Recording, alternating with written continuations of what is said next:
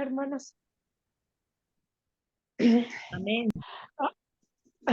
Amado Dios y Padre Celestial, te damos gracias, Padre, porque tú eres un Padre maravilloso, Señor, que tienes misericordia de tus hijos, Padre, y te damos gracias, Padre, por habernos permitido reunirnos, Padre. Gracias por tenerme nuevamente en este hermoso grupo, Padre, donde aprendo mucho de tu palabra, Padre Celestial.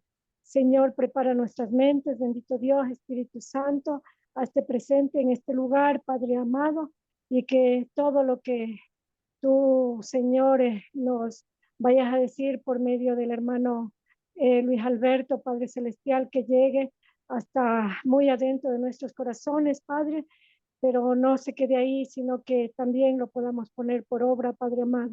Gracias, Padre, porque tu misericordia es grande, tu amor es infinito hacia tus hijos, amado Dios. Bendice a cada uno de los hermanos, a los que no se han podido reunir igualmente, Padre Celestial, que tu presencia siempre vaya con cada uno de nosotros, Padre, porque te necesitamos, Señor. Sin ti no podemos vivir. Tú eres tan necesario, Padre, en nuestras vidas como el aire que respiramos, amado Dios. Gracias, amado Padre Celestial. En el nombre de tu Hijo, Jesucristo, he orado. Amén, amén y amén. Amén. Amén. Bueno, hoy día nos corresponde, ¿no es cierto?, el capítulo 8 de Éxodo, y vamos a leer del 1 al 4.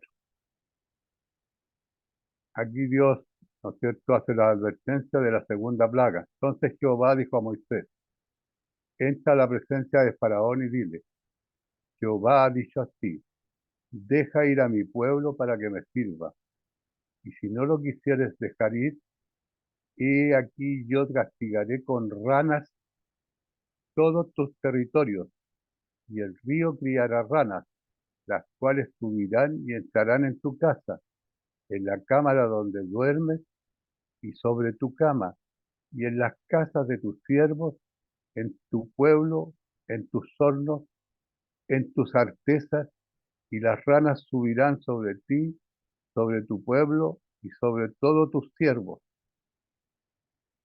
Aquí Dios, ¿no es cierto?, entra a la presencia del faraón, ¿no es cierto?, y le dice que deje irse a su pueblo porque le va a enviar la segunda plaga, ¿no es cierto? Le va a enviar la plaga de las ranas. Ya le había enviado, ¿no es cierto?, la sangre en el río, y el faraón sigue endureciendo su corazón y no deja que el pueblo salga a adorar a su Dios. Esta serie de plagas, hermano, terminaría con la muerte casi en cada hogar de Egipto. Dios pudo traer también estas últimas plagas primero, pero no lo hizo. No lo hizo por un determinado propósito. Dios usa estas plagas, ¿no es cierto?, para glorificar, para que lo conozca, especialmente sobre los dioses. Quiere glorificarse sobre los dioses egipcios, o sea, para que los egipcios entiendan que los dioses que tienen no son dioses, sino que son ídolos. Y para dar al faraón, ¿no es cierto?, una oportunidad de arrepentirse. El Señor, siempre que nos equivocamos, nos da a todos una oportunidad de arrepentirse.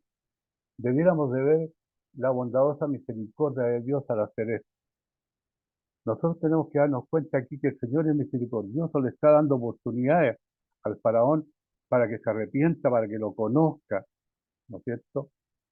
Y por eso le pide que deje ir a su pueblo, y como él endurece su corazón, ¿no es cierto?, entonces le envía estas señales para que vaya sabiendo quién es él. Él pudo, ¿no es cierto?, Dios pudo haber ido directamente al juicio más severo, pero en lugar de eso le dio al faraón muchas oportunidades de arrepentirse y de cambiar. Y el faraón es duro, no cambia. Le advierte que él castigará con ranas todo su territorio. Dios, ¿por qué usó las plagas de las ranas? Por una razón muy específica. La diosa egipcia Eket siempre la mostraba con una cabeza de rana entre los antiguos egipcios. Entre los antiguos egipcios las ranas eran consideradas sagradas y no se podían matar. Así, ¿no es cierto? Como hay lugares que en la India, por ejemplo, no pueden matar una vaca porque es sagrada. Bueno, acá las ranas eran sagradas. Ahora vamos a ver por qué. ¿Por qué los egipcios adoraban a las ranas como unas diosas?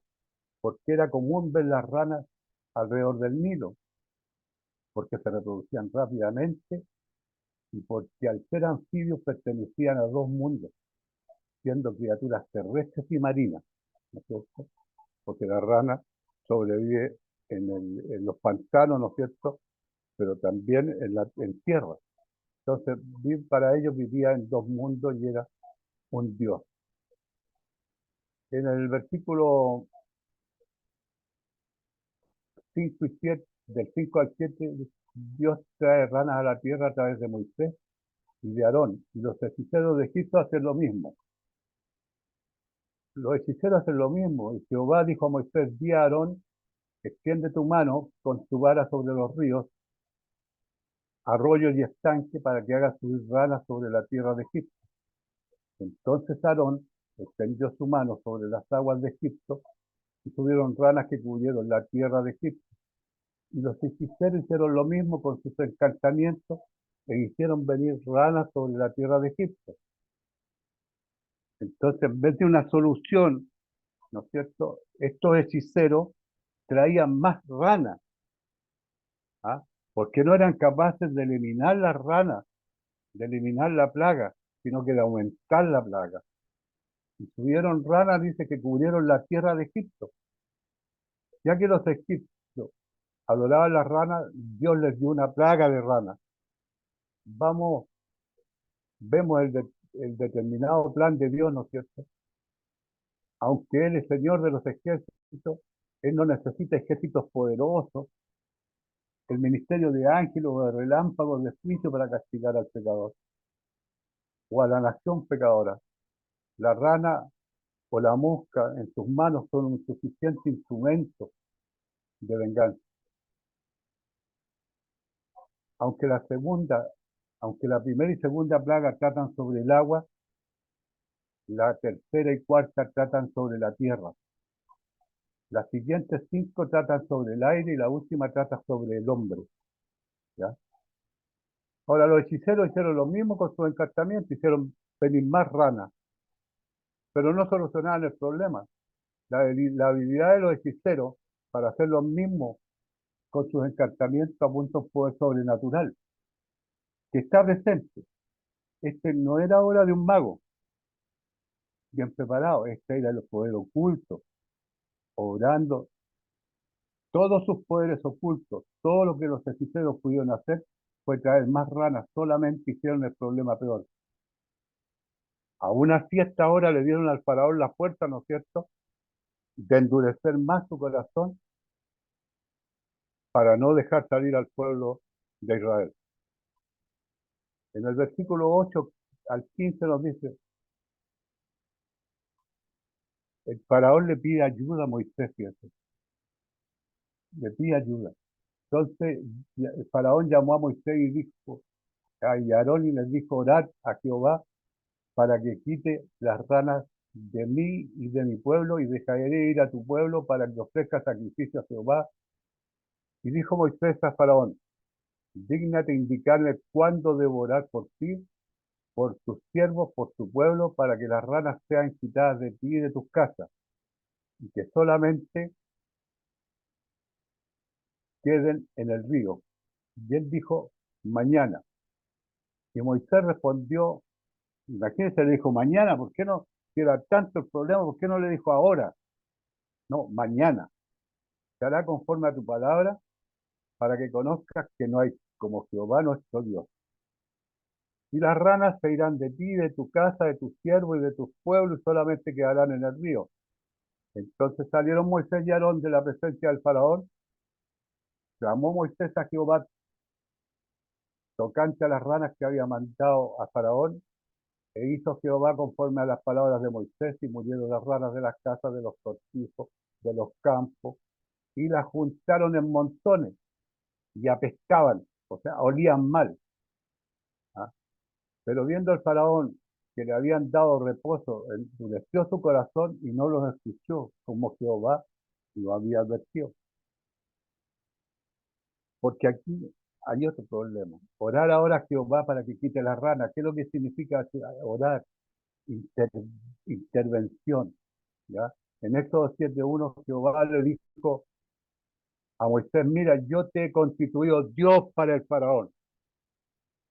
Y tu hermano Aarón será tu profeta.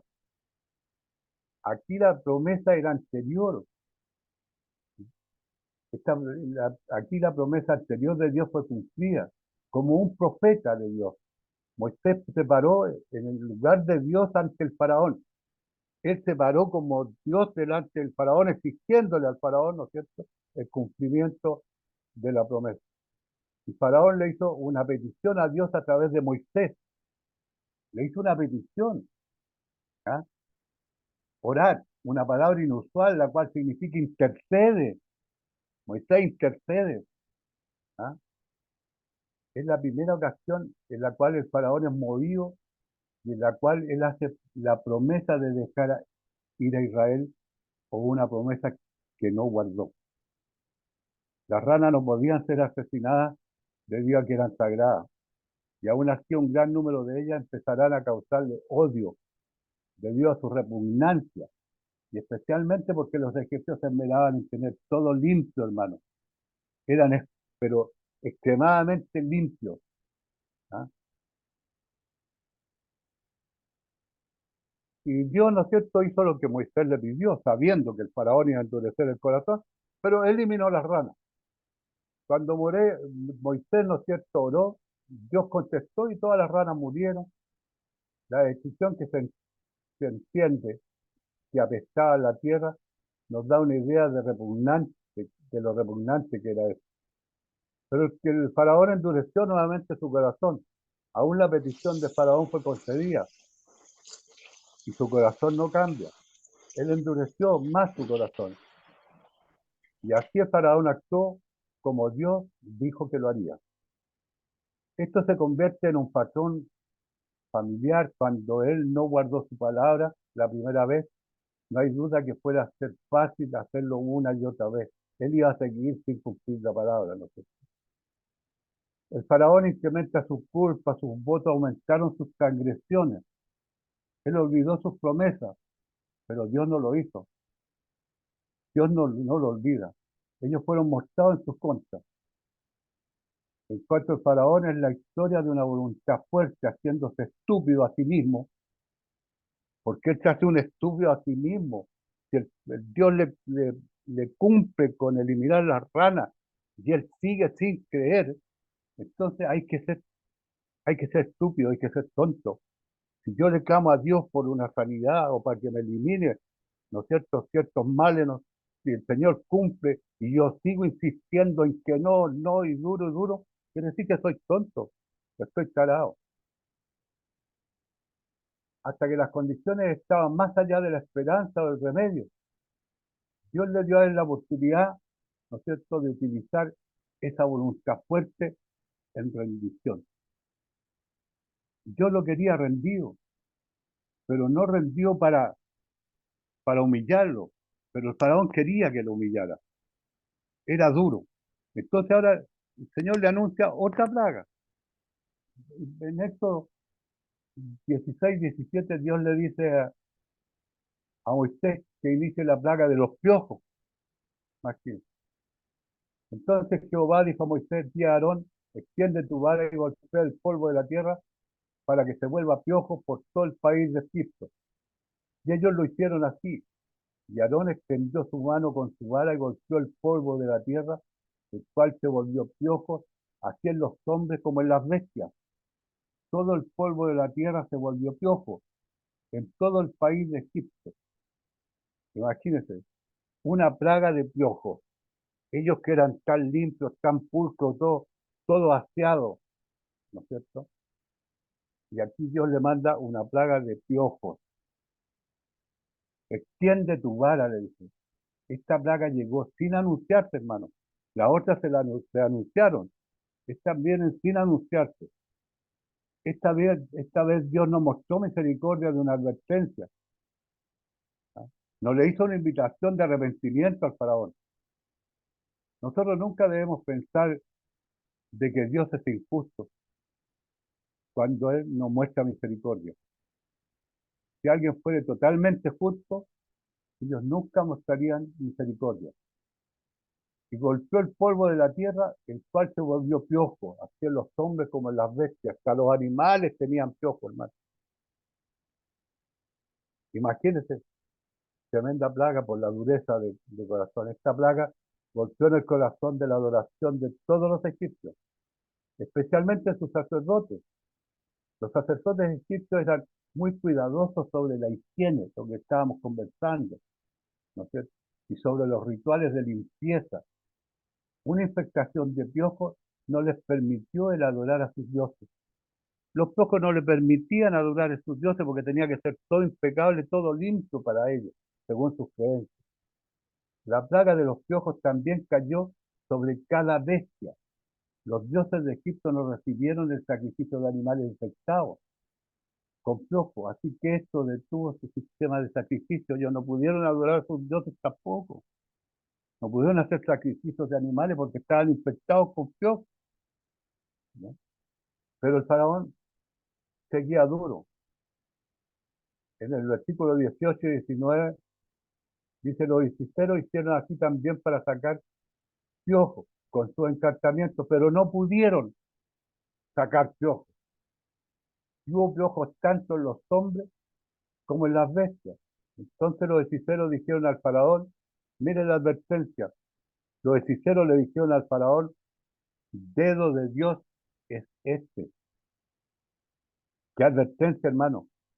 Los hechiceros le dijeron al faraón: dedo de Dios es este. Porque ellos ya no pudieron replicar, no pudieron copiar, ¿no es cierto?, esta plaga. Más el corazón del faraón se endureció y no los escuchó como Jehová lo había dicho. Los hechiceros hicieron así, también para sacar piojos con sus encantamientos, pero no pudieron.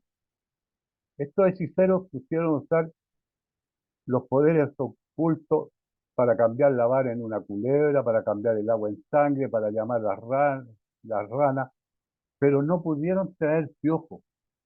Esto muestra que el poder de Satanás es grande, pero también está limitado. Y llegó a su límite muy pronto. El dedo de Dios es este. Lo dijeron los hechiceros. Cuando los hechiceros dijeron esto, a Faraón mostró que ellos sabían que había un poder más grande que el que poseían, ¿ya?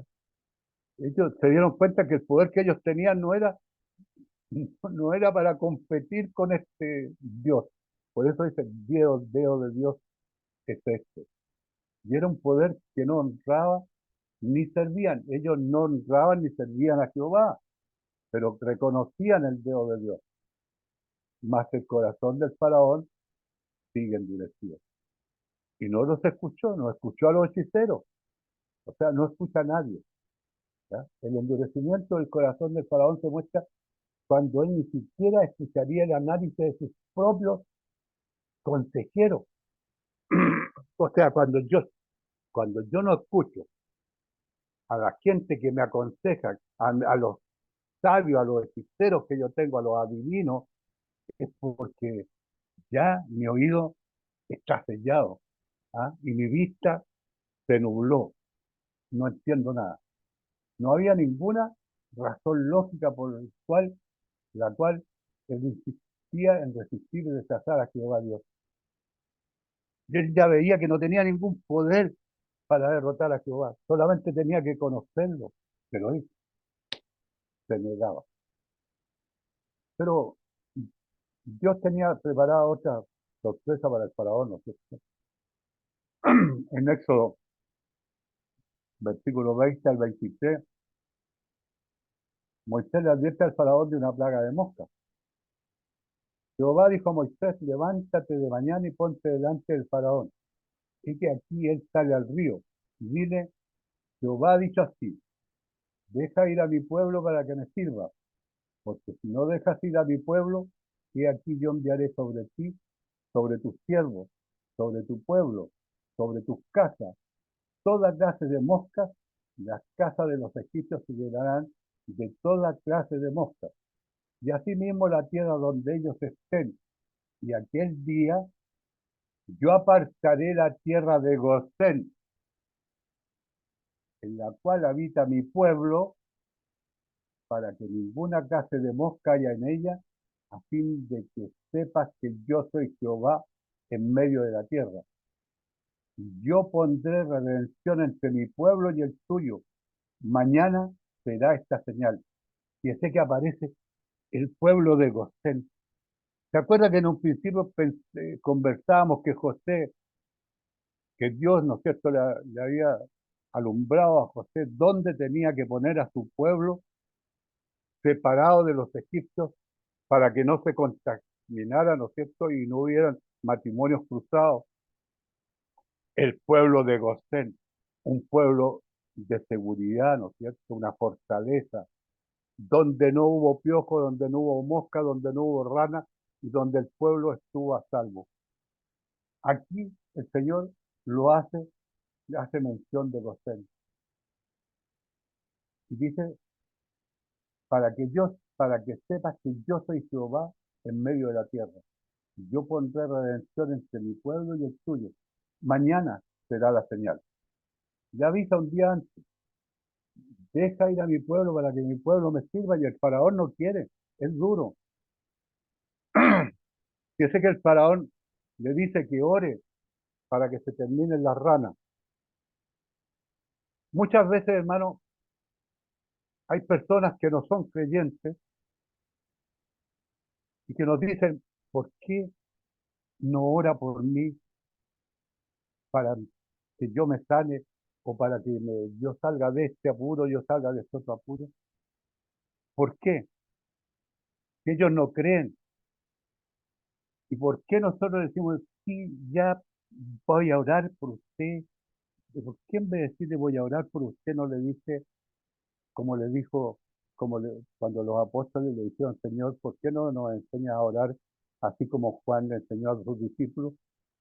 ¿Por qué nosotros en vez de orar por ellos no les enseñamos a orar para que ellos oren? Porque muchas veces saben que uno es cristiano, le dicen, ore por mí. Y uno le dice, ¿y usted por qué no ora? No, es que no tengo tiempo. Yo creo, mi hermana Elena de tener muchos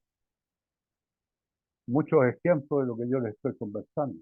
Nosotros debemos tratar de que las personas que no conocen a Dios, que nos piden oración, en vez de orar nosotros por ellos aprendan a orar, hermano. ¿Ya? Aquí vemos nosotros que el faraón, él no sabía orar, pero le pide a Moisés que ore por él. Y Moisés, en vez de haber orado por él, debió haberle dicho, yo te enseño a orar. Y a nosotros nos pasa lo mismo. Hermano, ore por mí. Usted está más cerca de Dios. No, enseñémosle a orar. Que ellos aprendan a orar. Fíjese que no hay ningún registro de respuesta del faraón a estas peticiones. Pero cuando la plaga llegó, él obviamente no emblandeció su corazón hacia Jehová. Quizás la reacción no fue descrita debido a que no hubo ninguna reacción. Quizás él ignoró el mensaje de Moisés. No le hizo caso, no pensó que no iba a ser verdad lo de las moscas, ¿no es cierto? Y aquel día yo apartaré la tierra de Gosén. Esta es la primera vez que menciona la idea que la tierra de Gosén, ¿no es cierto?, donde la mayoría de los israelitas vivían, fue librada en plagas. Posiblemente el pueblo de Israel sufría algo con las plagas anteriores, pero en esta cuarta plaga ellos serían librados. ¿Para qué? Le dice, a fin de que sepas que yo soy Jehová en medio de la tierra, para que sepas que yo soy el Dios de Israel, para que sepas que yo soy el que soy. El ignorar a alguien demuestra tanto el odio como la manera misma de atacarlo. Si el faraón pensó que él podía ignorar a Dios y a su mensajero, él estaba equivocado. ¿Por qué? Porque las plagas continuarían. porque el Señor le dice, yo pondré redención entre mi pueblo y el tuyo. Dios quería que el faraón supiera que había algo especial sobre el pueblo de Israel. Pero el faraón se rehusó a reconocer esto. No quería. Así que las plagas continuaron. Si solamente dejáramos de orar al Espíritu de Dios sin obstáculos, dejáramos orar al Espíritu Santo en nosotros, Él pondría en efecto una división interna, nuestros gustos, nuestros deseos y nuestras esperanzas y anhelos serían diferentes. Y nosotros podríamos estar alertas sobre el crecimiento desigual entre nosotros y el mundo. ¿No? O sea, nos haría recapacitar entre la diferencia que hay entre el mundo, ¿no es cierto?, y nosotros. Pues nosotros estamos en el mundo, pero no somos del mundo. Como Cristo estuvo en el mundo, pero no era del mundo. Pero nosotros estamos nos dejó Cristo en el mundo, dejó a su iglesia con un motivo, con una misión, que era la de impactar al mundo, ¿no es cierto?, como cristianos, como creyentes, como seguidores de Cristo. ¿Ah? Para eso nos dejó, no para que estuviéramos separados del mundo y que los miráramos de lejos.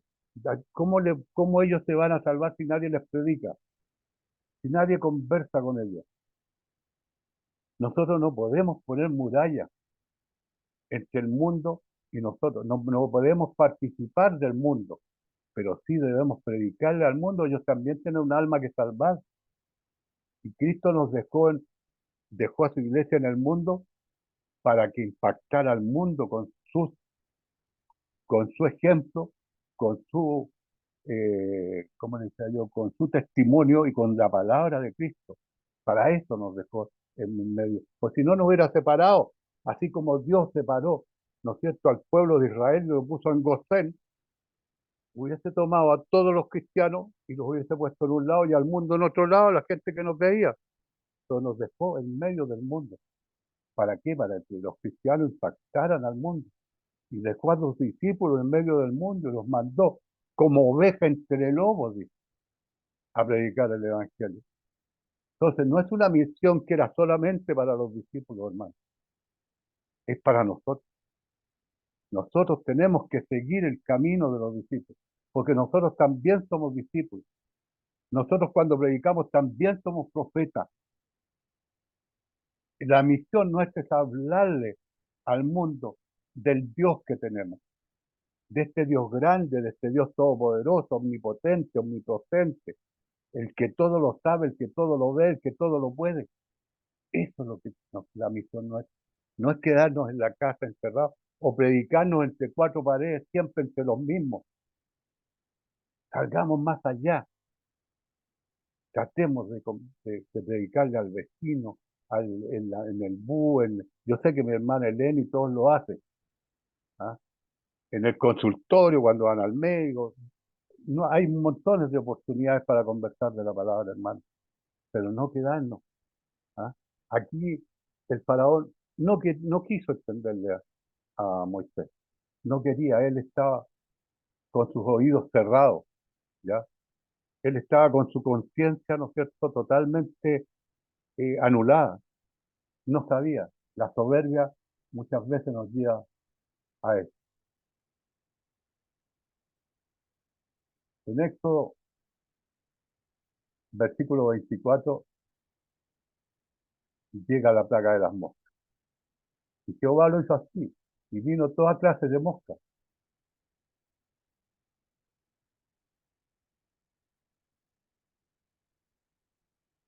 Molestísimas sobre la casa del faraón, sobre la casa de sus siervos, y todo el país de Egipto. Y la tierra fue corrompida a causa de ella. Y vino toda clase de moscas, le dice. Le envió toda clase de moscas. Literalmente dice que Dios envió un enjambre sobre Egipto. No especifica cómo era el enjambre. Pudo ser una variedad de insectos, diferentes insectos, no solamente moscas, no sé. Fíjese que el Salmo 78, el versículo 45, lo dice. Envió entre ellos enjambres de moscas que lo devoraban. ¿ya? Y ranas que los destruían. ¿Viste? Dice que estos enjambres los devoraban, y esto indica que habían insectos que mordían entre los enjambres. O sea, no eran solamente moscas que molestaban, que eran sucias, sino que habían, habían de estos insectos que mordían, podía ser arcudos, no sé qué tipo de insectos, variedad de insectos, ¿ya? Y que sé que el Salmo lo viene a aclarar, el Salmo 78, versículo 45. Enviante ellos el cambio de moscas que lo devoraban, dice. O sea, que mordían, y ranas que los destruían. Dice que estos enjambres los devoraban. Y esto indica que había, ¿no es cierto?, insectos que mordían entre los enjambres. Toda clase de mosca, la palabra ocurre solamente aquí, en pasajes basados en este contexto. Su significado exacto es una conjetura. Pulgas o feblotomos son otras sugerencias, pero la mejor traducción es mosquitos, zancudos, polcos que le llamamos aquí, tantos mosquitos que pican. En otras partes, ¿no es cierto?, están los moscos estos que producen fiebre y epidemias. Y aquí no sabemos la variedad de moscos que le mandó Dios a Egipto, ¿no es cierto?, por causa del faraón. Sobre la casa del faraón, sobre la casa de sus siervos y sobre todo el país de Egipto. Ninguno se libró de este terrible plaga, hermano. Ninguno, excepto el pueblo de Israel, quienes vivían en la tierra de Gosén. Tierra de Gosén. En Éxodo 8:22 dice: y aquel día yo apartaré la tierra de Gosén, en la cual habita mi pueblo, para que ninguna clase de mosca haya en ella. Esto lo dice en Éxodo 8:22. Y aquel día apartaré yo la tierra de Gosén, mi pueblo, para que ninguna clase de mosca haya en ella, a fin de que sepas que yo soy Jehová en medio de la tierra. Dice que la tierra fue corrompida a causa de ella. Esto muestra que el punto la plaga era probablemente la misma que la plaga de piojo. Los dioses egipcios no podían ser adorados en medio de texturas. No podían. Dejaron de adorar a sus dioses, hermano. ¿Por qué? Porque el faraón tenía el corazón endurecido. Fíjese que en el versículo 25 al 27 vemos: el faraón trata de comprometerse con Moisés. Entonces el faraón llamó a Moisés y a Aarón y les dijo: andad, ofreced sacrificio a vuestro Dios en la tierra. Y Moisés respondió: no conviene que hagamos así, porque ofreceríamos a Jehová nuestro Dios la abominación de los egipcios. Y aquí, si sacrificáramos la abominación de los egipcios delante de ellos, no nos apedrearían. Camino de 3 días iremos por el desierto y ofreceremos sacrificio a Jehová nuestro Dios, como él nos dirá. Él les dice: andad y ofrecer sacrificio a Dios, a vuestro Dios, en la tierra, o sea, ahí en Egipto. Con esto el faraón sugirió un compromiso al permitir a Israel tener un día apartado para su Dios, pero demandando de que ellos se queden dentro de la tierra de Egipto para adorar. Faraón quería negociar con Moisés y con Jehová para encontrar un acuerdo en común. O sea, él quería ser el que ponía las reglas, cómo se hacían las cosas, hermano. O sea, yo, simple mortal, pecador, falso, con una capacidad finita, le pongo condiciones a Dios cómo se van a hacer las cosas. Imagínense, ¿quién soy yo para ponerle condiciones a Dios cuando el Señor mueve un dedo y desaparezco? ¿Ah? Pero aquí el faraón no entendía lo que estaba pasando. ¿Ah? O si lo entendía, ¿no es cierto?, su mente estaba totalmente nublada. Él quería encontrar un acuerdo en común con Dios. ¿Quién era él para llegar a un acuerdo con Dios? Si nosotros solamente debemos obediencia, el que dicta las normas y lo que debemos hacer es Dios. No, el faraón ni un rey, ni un presidente, ni ninguna autoridad terrenal. Esa es la actitud, la verdadera actitud de un hombre de fe, ¿no es cierto? La maldad siempre presentará algún compromiso. Siempre la maldad nos presenta un compromiso. Él escuchará, al escucharla significa el permanecer esclavo. La única manera hacia la libertad es dejar la tierra malvada, el ir acompañado de las mujeres y los niños, y llevarse todas las pertenencias. También aquí es donde esa actitud se asume que los hombres dejen la servidumbre y encuentren la libertad, lo que es el propósito de Dios, ¿no? Que el pueblo de Israel salga de la esclavitud de Egipto, que encuentren la libertad para ser, ¿no es cierto?, un pueblo libre y para hacer la adoración y los sacrificios a su Dios. Si sacrificáramos la abominación de los egipcios, ¿qué es lo que le está diciendo Moisés? Si hiciéramos sacrificio aquí en medio de los egipcios, estaríamos sacrificando la abominación que los egipcios hacen a sus dioses. ¿Ah? ¿No nos apedrearían, le dice? Si nosotros abomináramos, ofendiéramos a vuestros dioses, ¿ustedes no nos apedrearían? Moisés le recuerda al faraón del impacto social que esto causaría. Y se mantuvo la posición original, se rehusó a comprometerse. El carácter de Moisés, ¿no es cierto?, lo vemos aquí, ha crecido delante del faraón. Moisés se rehusó los términos de sacrificar en Egipto. Sería como matar un cerdo en una mezquita musulmana. Imagínense, ofrecer sacrificio a Dios en Egipto era como ir a matar un cerdo, ¿no es cierto?, a una mezquita musulmana, o matar una vaca en la India, en el sentido que los egipcios considerarían el sacrificio o al animal sagrado como blasfemia. El pueblo de Egipto se levantaría contra el pueblo de Israel, y a lo mejor contra el faraón también, porque estaban blasfemando contra sus dioses, ¿no? En el versículo 28 al 32 dice el arrepentimiento falso del faraón.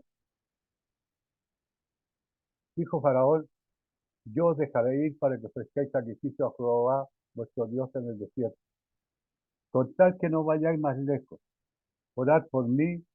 Y respondió Moisés: he aquí, al salir yo de tu presencia, rogaré a Jehová que las diversas clases de moscas se vayan de Faraón, de su siervo y su pueblo. Mañana, con tal que Faraón no falte más, no dejando ir al pueblo a dar sacrificio a Jehová. Entonces Moisés salió de la presencia del Faraón, lloró a Jehová, y Jehová hizo conforme a la palabra de Moisés, y quitó todas aquellas moscas del Faraón, de sus siervos y de su pueblo, sin que quedara una. Mas el Faraón endureció aún esta vez más su corazón y no dejó ir al pueblo. O sea, continuamos con esto, porque aquí esta lucha, hermano, ya no es entre Moisés y el faraón. No sé si hasta aquí me han entendido qué es lo que está pasando. Aquí ya la lucha, la pelea no es entre Moisés y el faraón, no es una lucha entre humanos. ¿Ah? Aquí hay una lucha entre la luz y la tiniebla, ¿ah? Entre el bien y el mal. ¿Ah? Esta es la lucha que se está dando aquí en este momento en Egipto. El faraón es representante del enemigo y Moisés es representante de Dios. La lucha no es entre Moisés y el faraón, la lucha es entre Satanás y Dios. Esa es la lucha que se está dando.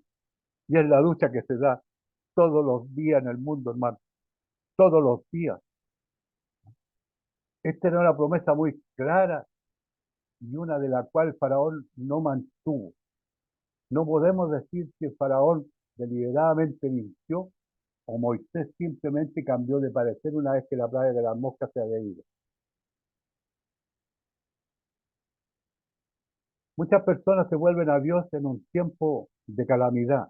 Cuando hay un terremoto, cuando hay un temblor, llenamos las iglesias, nos golpeamos el pecho, nos tiramos al suelo, caminamos de rodillas. ¿Ah? Cuando hay una catástrofe también hacemos lo mismo.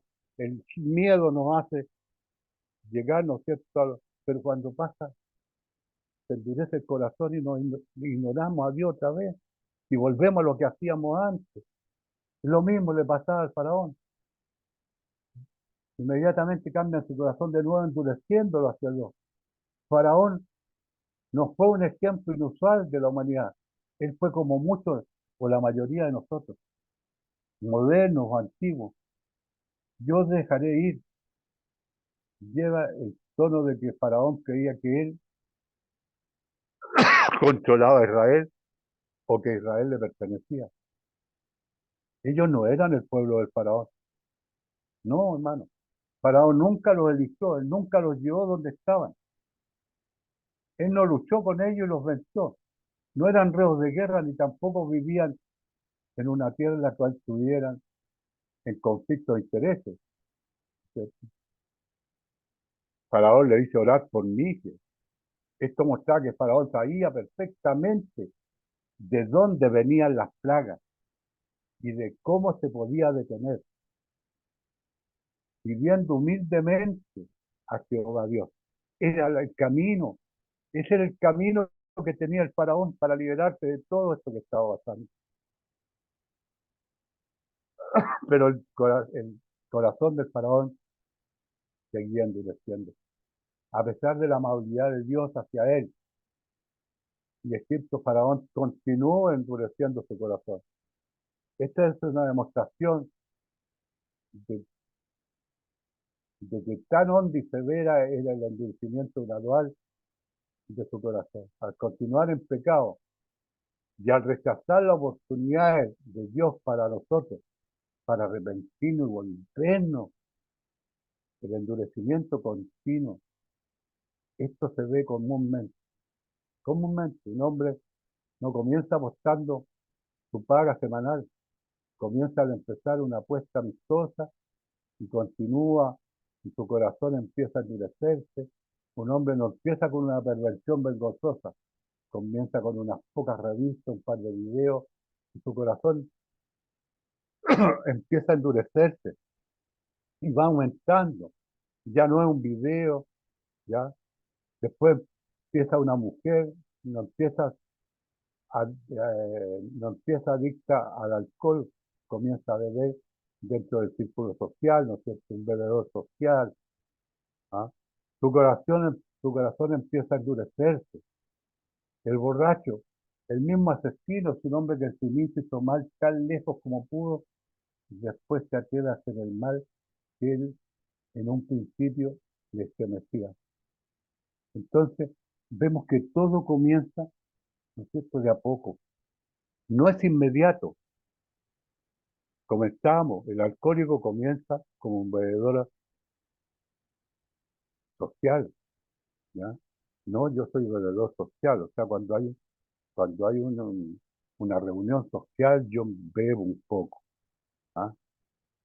O fumador, en fin, tantas cosas.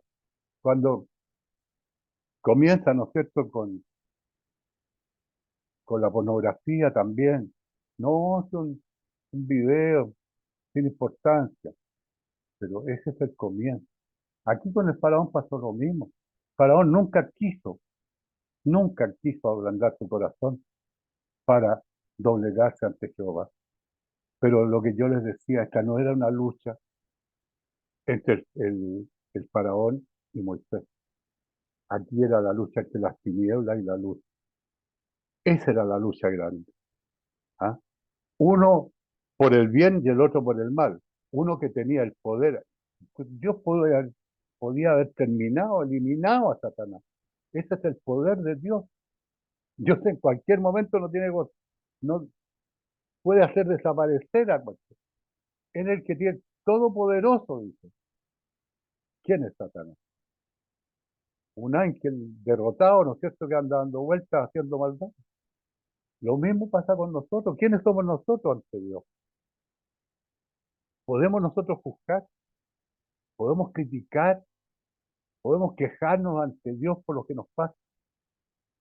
Mirémonos nosotros, miremos nuestros corazones. ¿Qué hacemos? ¿Ah? ¿Cumplimos lo que Dios nos manda?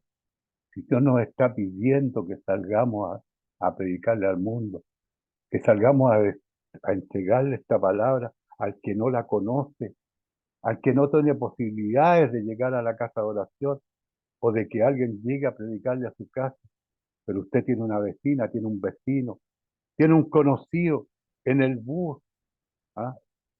En el consultorio, donde vaya, siempre hay una persona al lado con la cual usted entabla una conversación. Esa es la oportunidad de sembrar, porque a eso nos mandó el Señor, a sembrar. Y aquí vemos como el pueblo de Israel está pasando por todas estas adversidades para poder obtener su libertad. Y el Señor, ¿qué es lo que quiere? Él quiere mostrarse como Jehová, como el Dios todopoderoso, como el Dios eterno. Quiere mostrarse ante el faraón como lo que es el yo soy. Pero el faraón no lo quiere conocer, no quiere entender que él no es adversario para Dios. Para Moisés, humanamente sí, pero esta no era una pelea entre Moisés y el faraón. Hermano, hasta aquí dejo el estudio. Alguien que quiera aportar, preguntar,